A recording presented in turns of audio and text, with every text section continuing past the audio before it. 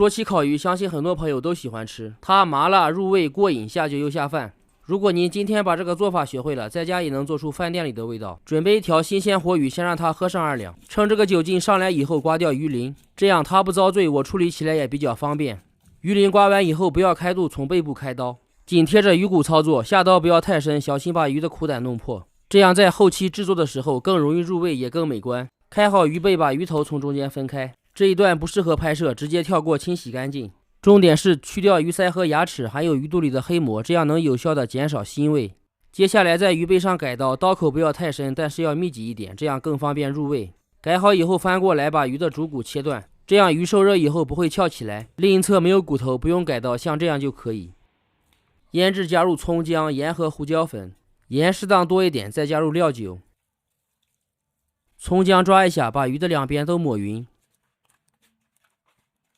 抹匀放一旁腌制20分钟。下面准备配料：洋葱半个，切丝抖散，放烤盘里垫底；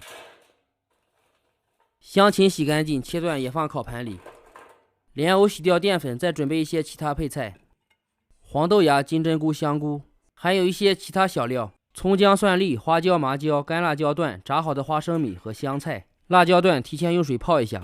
锅里水开，下入配菜焯水，断生以后倒出，控干水放烤盘里。配菜种类不受限制，喜欢吃什么就往里加什么。鱼腌好以后，控干水分，6成油温下锅炸。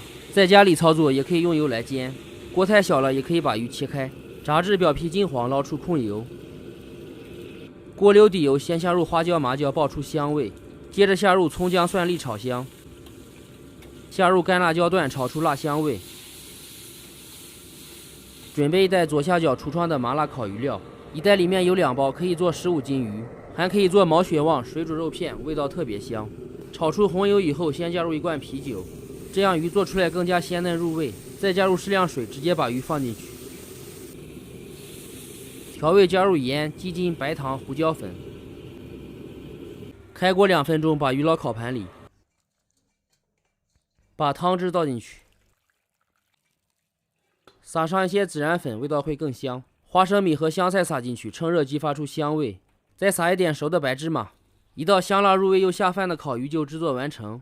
快过年了，喜欢的朋友就点赞收藏起来，给家人露一手吧。点头像进主页，还有更多家常菜。下期见。